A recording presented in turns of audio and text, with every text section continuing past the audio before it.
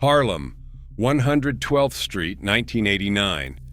A man is standing on a corner, ashy knuckles, no haircut, dressed like he just came back from the laundromat. Nobody looks at him twice. Around him, Dapper Dan, foreign cars, men whose jewelry announces what they are before they open their mouths, BMWs pulling up, the whole block turning to watch. He doesn't turn. He just watches. Calm. Still. The way a man watches something that belongs to him. Because it does. All of it. Every kilo moving through Harlem. Every operator building a corner. Every kingpin pulling up in a car that cost more than most people in this neighborhood will make in 10 years. Connected to this man that nobody is looking at. 1,600 kilos every month. All 5 boroughs. The Medellin cartel on one end, Harlem on the other, and this man, ashy knuckles, no haircut, dressed like nobody, standing in the middle of it. The streets called him Fritz. And the day he almost lost everything was not the day they shot him 5 times on this same block. Not the afternoon Alpo Martinez walked into a room surrounded by shooters and was told, very quietly, that he might not be walking back out. It was an ordinary day. A parking lot. A car that looked abandoned. A trunk. And nearly $1 million that 2 police officers found and decided to keep. Richard Fritz Simmons was born in Charleston, South Carolina in the late 1950s. His nickname came from a 1970s animated film called Fritz the Cat, the specific detail that tells you something about who he was in Harlem before the money arrived. A boy with a personality vivid enough to earn a name from a movie. Someone people noticed before he had anything to offer them. As a young kid, Fritz visited his father in Harlem during summer months. The city pulled at him the way it pulls at everyone who grows up visiting it from somewhere smaller. By junior high school, he made the decision permanent. He moved to Harlem with his sister Evelyn. St. Nick Projects, 112th Street. He arrived with nothing. He left with everything, but not before building everything from scratch. In junior high, Fritz noticed something. He went to parties, and the people throwing those parties were making money from the people attending. He had an idea. He could throw parties too. Fritz and his friends Rob, Curtis, and Danny started throwing parties at the St. Nick Community Center. They made a few $100s the first night. Good money for teenagers in the 1970s. The party hustle worked until it didn't. At one of his parties, a gun was drawn. Fritz was hit in the head with the weapon. When he regained consciousness, he beat the man who had hit him so badly that the police were called. Fritz spent a few days on Rikers Island. He came out calmer than he went in, because Fritz understood something from that incident that most men in his position didn't understand. Violence was useful, but it was also expensive. It attracted attention. It created consequences, and consequences were the one thing that a man building something real could not afford. He filed that lesson away. The Queen Bee. By the late 1970s, Fritz and his sister Evelyn moved from St. Nick Projects to 112th Street. That move changed everything.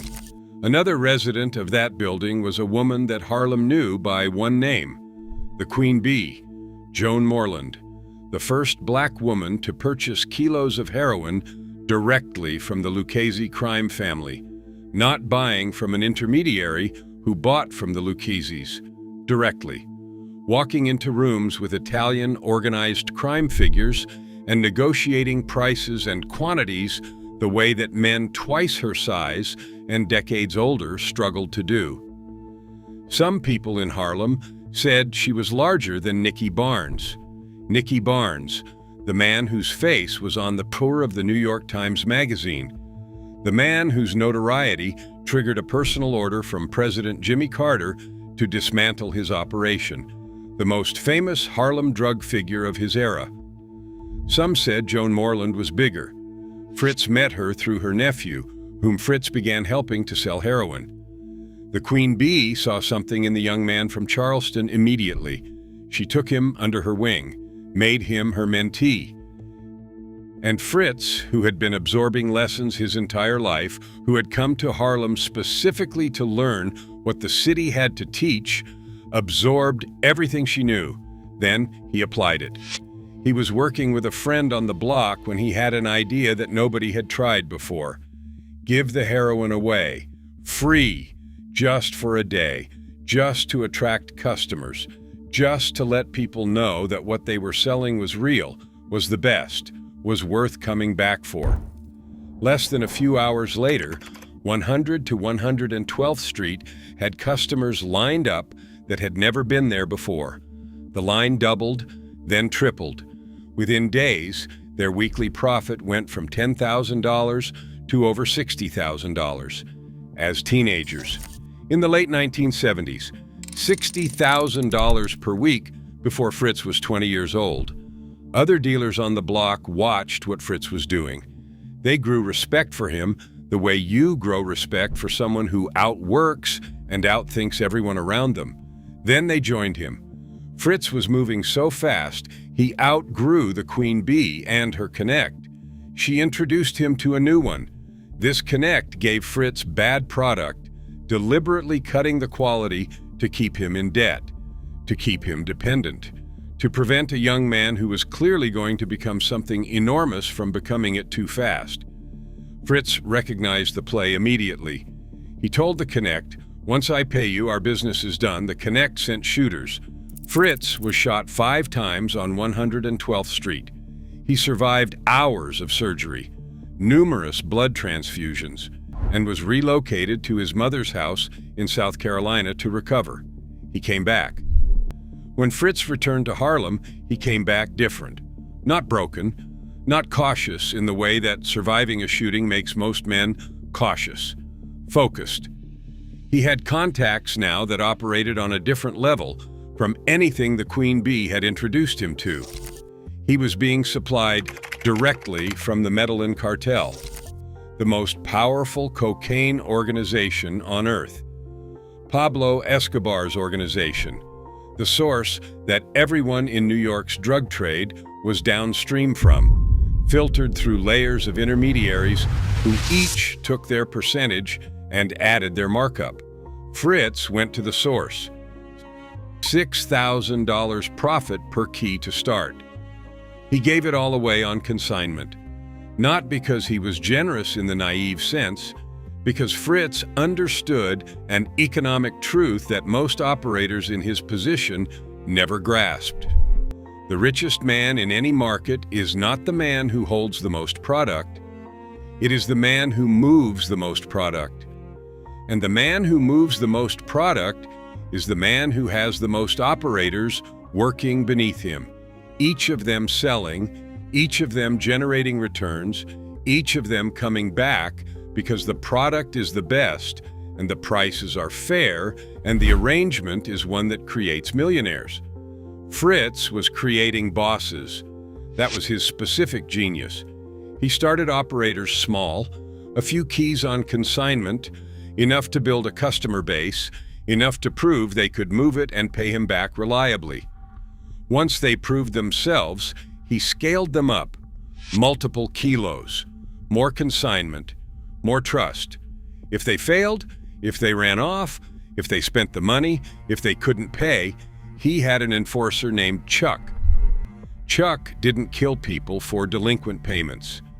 Fritz understood that killing brought attention, and attention brought law enforcement, and law enforcement was the one variable no operation could survive indefinitely.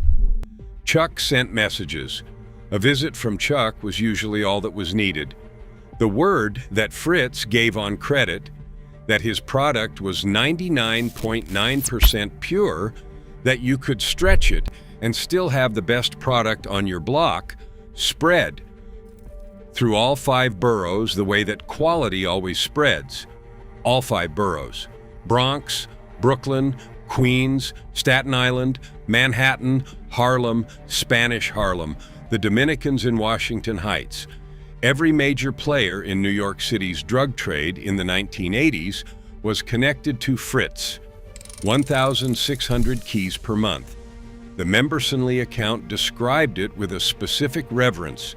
He made more millionaires than Lotto. And here is the detail that captures everything about who Fritz was. Men were standing on the block with Fritz standing right there in front of them, moving his product, not knowing that the product they were moving was his. They didn't know he was the plug. He dressed regular, ashy knuckles, no haircut, no jewelry, no car that announced what he was.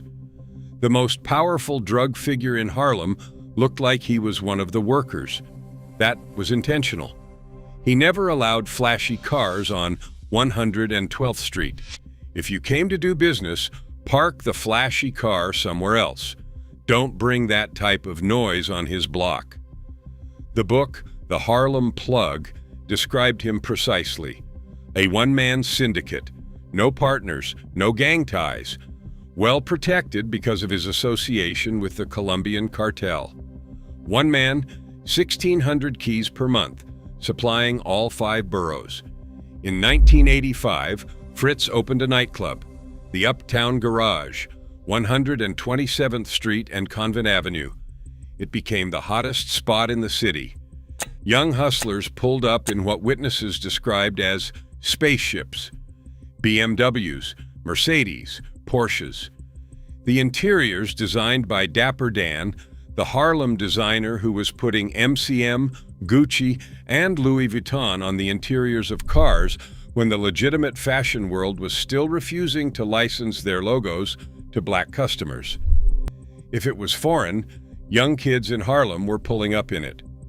One well-known Brooklyn hustler said, when he went to Harlem, it was like a movie. Among the men in that world, among the operators that Fritz had created and elevated, was a young man from Harlem whose name would eventually become inseparable from what that era produced. Richard Porter. Rich Porter. Fritz supplied Rich Porter, not as a charity case, not as a protege in the mentor sense, as one of the operators in the network that Fritz had built, a man who had proved himself capable of moving volume, of paying reliably, of building his own customer base on the foundation that Fritz's product made possible. Fritz didn't create Rich Porter's ambition or his personality or the specific charisma that made Harlem love him, but he created the conditions that made Rich Porter possible. Without Fritz, there is no Harlem cocaine economy at that scale. Without Fritz, there is no Rich Porter at that level. Without Fritz, there is no Paid in Full. The story that the world knows, the movie, the mythology, the specific Harlem 1980s narrative that has been told and retold for 30 years, starts with Fritz. December 1989.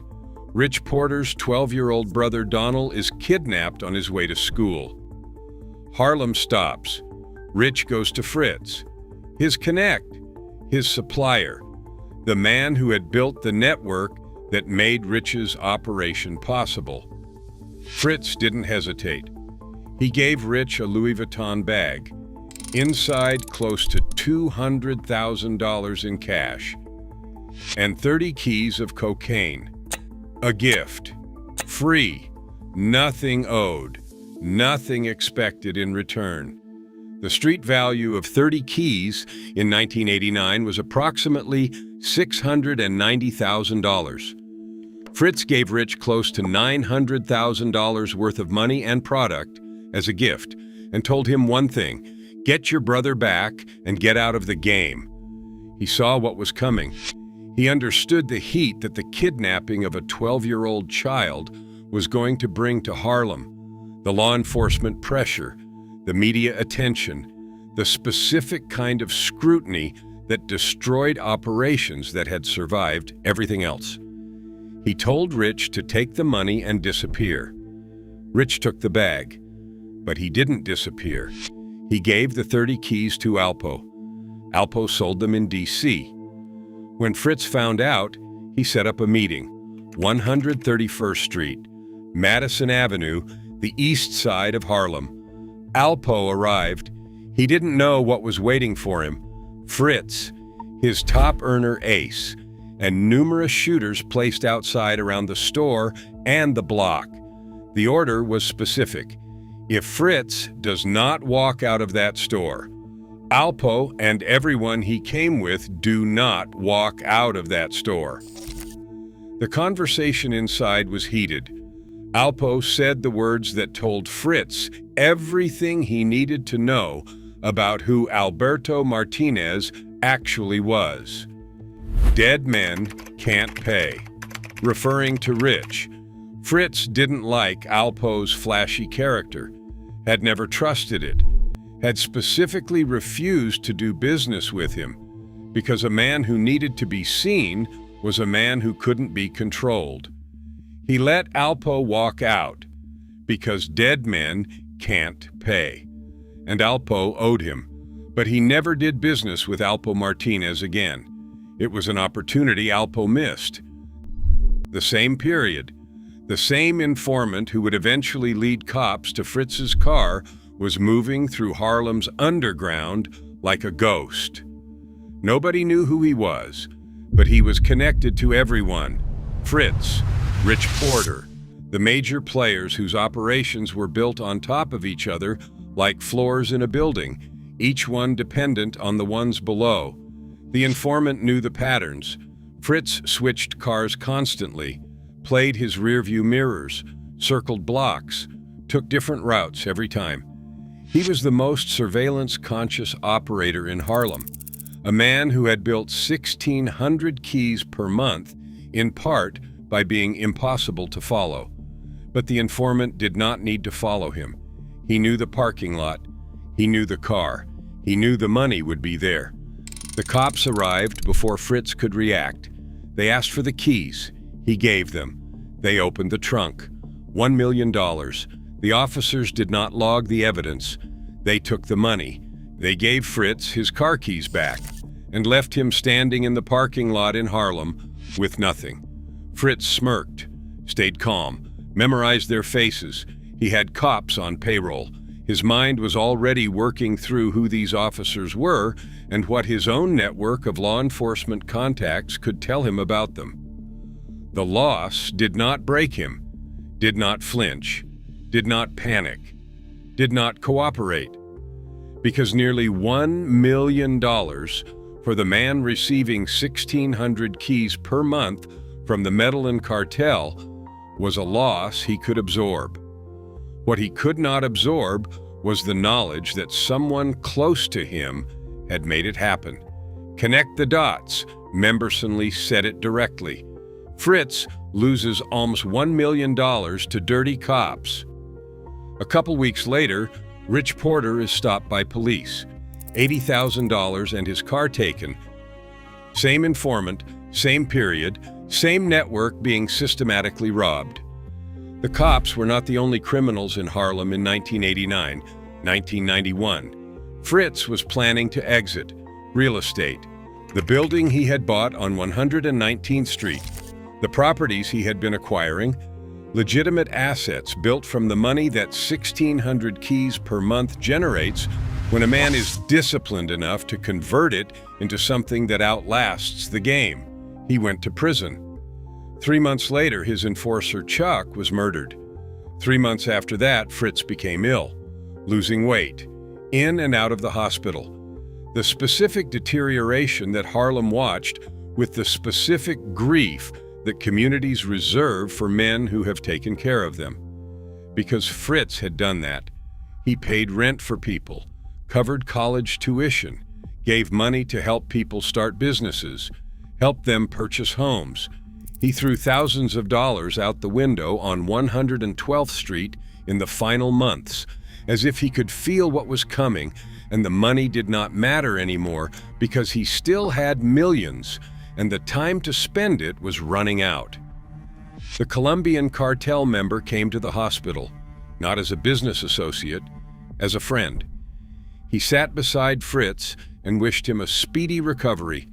Fritz passed away from an unknown blood poison, not AIDS, as Harlem rumored. And then the final betrayal. The millions he had made, stolen by trusted members of his inner circle after he died. The properties he had bought, taken. His family, left with nothing. The money he had specifically set aside for them never reached them.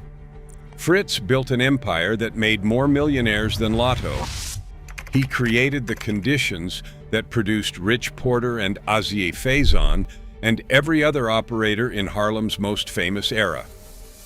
He refused to do business with Alpo Martinez, the man whose violence eventually destroyed everything Fritz had built. He survived 5 gunshot wounds, a $1 million theft by dirty cops, and the kidnapping crisis that unraveled Harlem's most famous operator. And he died with nothing. Because the people he trusted most, the people he had made rich, took everything after he was gone. That is the story of Richard Fritz Simmons, the consignment king, the man who created Rich Porter's world, the man history forgot while celebrating everyone he made. Subscribe to Bloody Reports. There are 1,000 stories like this one that nobody has told the right way yet. This was one of them.